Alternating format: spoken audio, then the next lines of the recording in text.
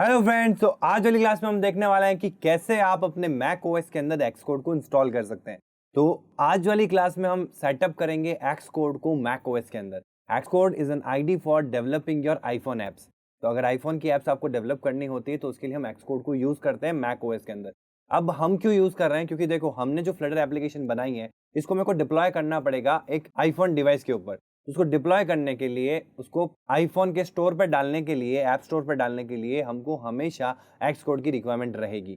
तो अगर आपके पास में मैक ओएस है या अगर आप अपनी फ्लटर एप्लीकेशन को एप्पल ऐप स्टोर के ऊपर लॉन्च करना चाहते हैं या एक रियल टाइम आईफोन डिवाइस के ऊपर चलाना चाहते हैं तो आपको भी चाहिएगा एक एक्स कोड। और एक्स कोड को कैसे सेटअप करना है अपने मैक ओएस के अंदर, इसके लिए चलते हैं सीधा हमारे ऐप स्टोर के अंदर। तो सबसे पहले आपको यहाँ पे ऐप स्टोर को ओपन कर लेना है। तो यहाँ पे मैं एप्लीकेशंस में आ चुका हूँ। यहाँ पे देखो आपको सबसे पहले ऐप स्टोर मिल जाएगा, इस पर क्लिक कर लेना है।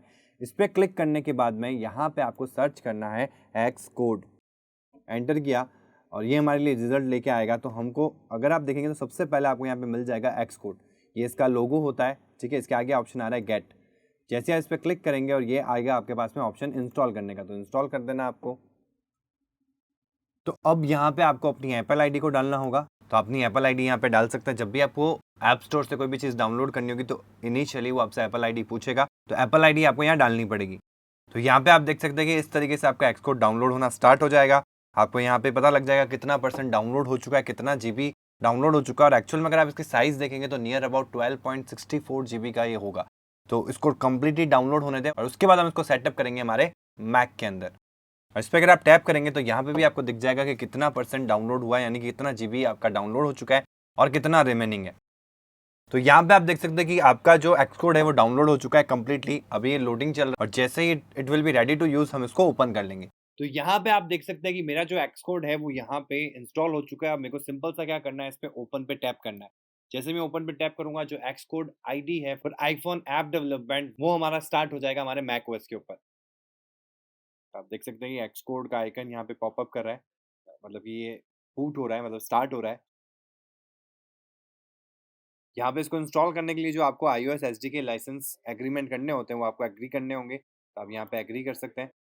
और एग्री करने के लिए आपको यहाँ पे पासवर्ड के लिए प्रॉम्प्ट करेगा। तो जो आपका पासवर्ड है लॉगिन होने का, मैक ओएस के अंदर लॉगिन होने का, वो पासवर्ड आपको यहाँ देना है। एप्पल आईडी वाला नहीं देना है। एप्पल आईडी तो जब जब आप इसको डाउनलोड करते हैं तब। तो ये कुछ कंपोनेंट्स जो रह गए हैं वो उन कंपोनेंट्स को इंस्टॉल कर रहा है।